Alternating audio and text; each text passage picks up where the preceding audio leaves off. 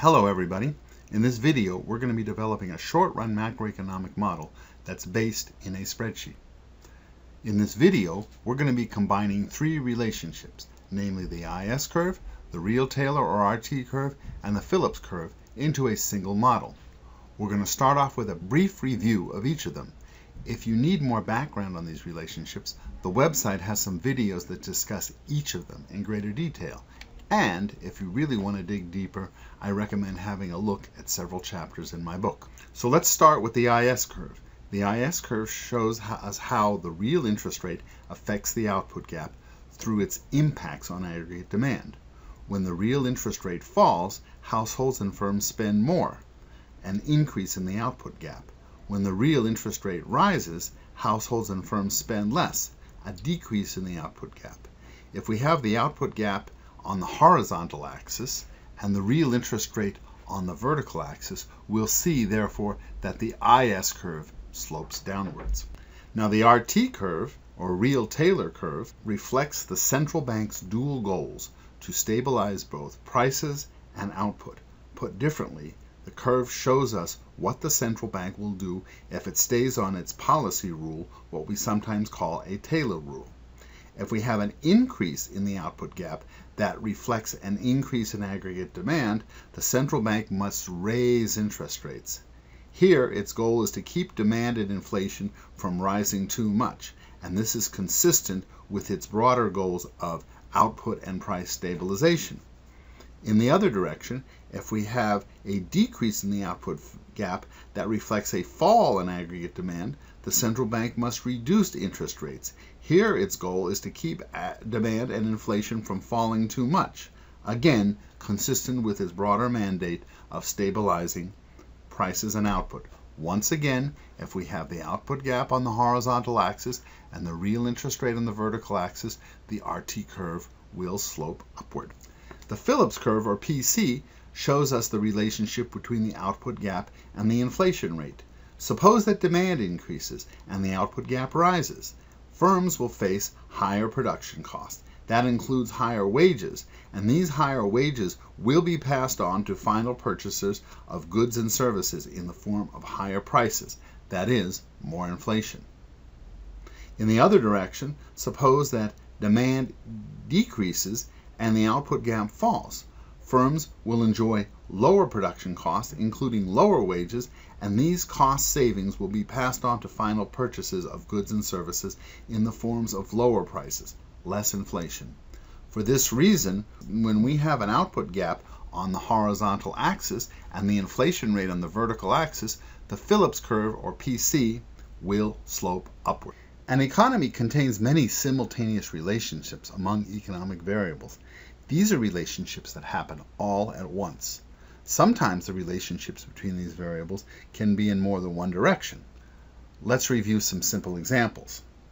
We've already learned that the interest rate affects the output gap. When interest rates fall, it's cheaper for households and firms to borrow.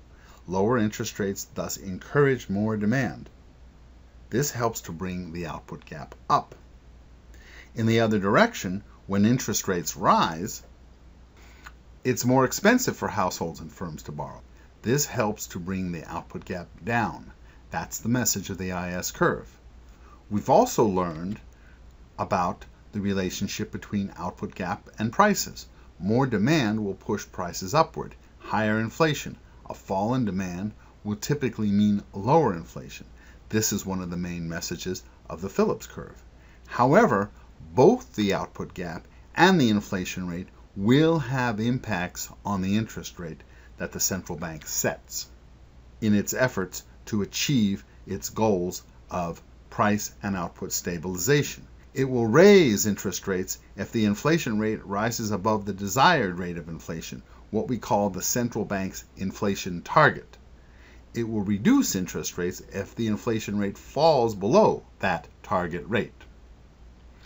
In the same vein, if the output gap rises, the central bank will also be raising interest rates, once again in order to pursue its dual mandate of price and output stabilization. In the other direction, if the output gap falls, the central bank will be reducing interest rates. in pursuit of its dual mandate. Our job now is to combine all of these simultaneous relationships into a single model. That way we can see more clearly how everything happens at once. So let's look at an initial situation, what we will call our baseline scenario. We'll assume that all variables are at their long-run normal values. There are no extraordinary economic events, what we call shocks, in the baseline scenario. Demand and supply are both at their normal long-run levels. The public's expectation of inflation is exactly equal to the inflation rate that we observed, and that's exactly equal to the central bank's target or desired inflation rate. For this reason, the central bank will set the real interest rate at its long-run normal or natural level.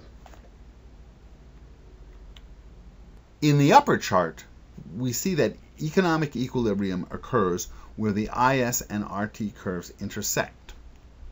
The output gap is at zero. Output is at its potential level with the real interest rate at its natural level. In the lower chart, we see that the inflation rate corresponds to a zero output gap, assuming that there are no extraordinary economic events or shocks. Now we're going to move to the spreadsheet-based model. The model will tell us what will happen to three key variables: the output gap, the real interest rate, and the inflation rate when certain economic events that are in some sense extraordinary take place. We call these economic shocks. Let's start by reviewing the layout of the sheet.